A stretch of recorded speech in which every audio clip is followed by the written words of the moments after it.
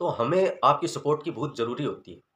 इसलिए आपसे मैं निवेदन करता हूँ, अगर आपने हमारे चैनल को सब्सक्राइब नहीं किया है, तो सब्सक्राइब कर लें और हमें आप सपोर्ट ज़रूर दें, क्योंकि आसुरी शक्तियाँ हमें दबाती रहती हैं। इसलिए हमें आप लाइक और शेयर वीडियो को ज़रूर करें और जागरूकता हर जगह फैलाएँ, क्योंकि हमारे जो धर्म ग्रंथ हैं, उनका हम प्रचार करने की कोशिश करते हैं। तो हमारे संत महात्मा थे, वो अपनी योग साधना से बहुत कुछ देख लिया करते थे। वो यहाँ बैठे हैं, अपनी साधना में बैठे-बैठे वो पूरे ब्रह्मांड का भ्रमण कर लिया करते थे। हकीकत है, झूठी बातें नहीं है।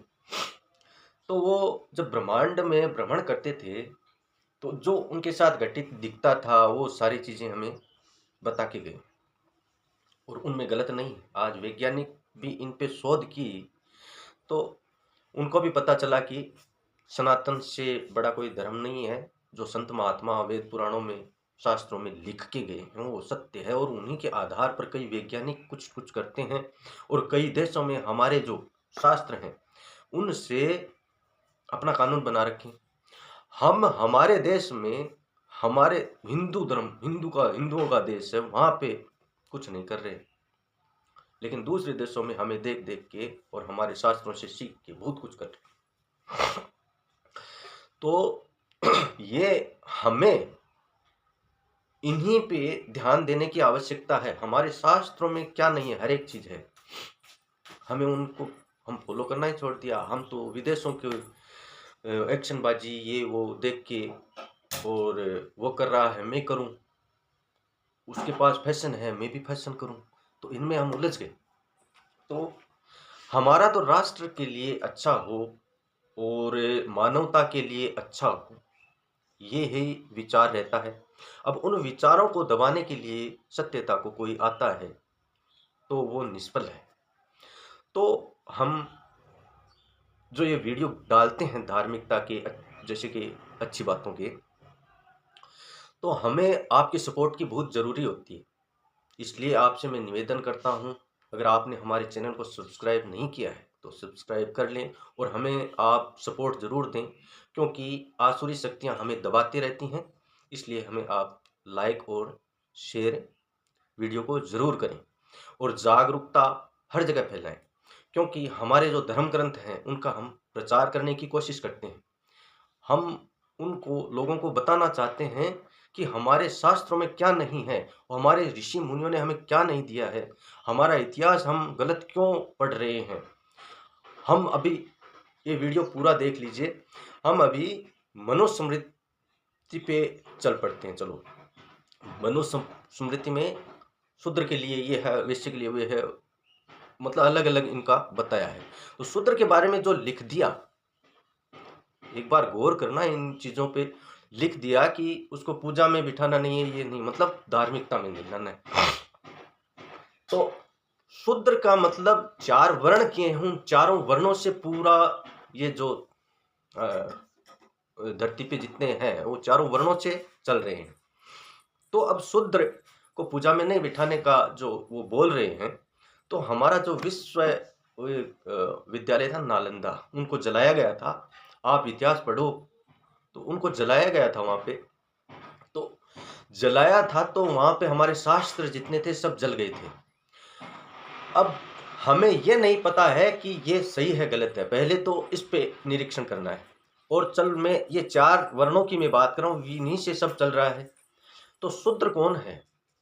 ब्राह्मण कौन है?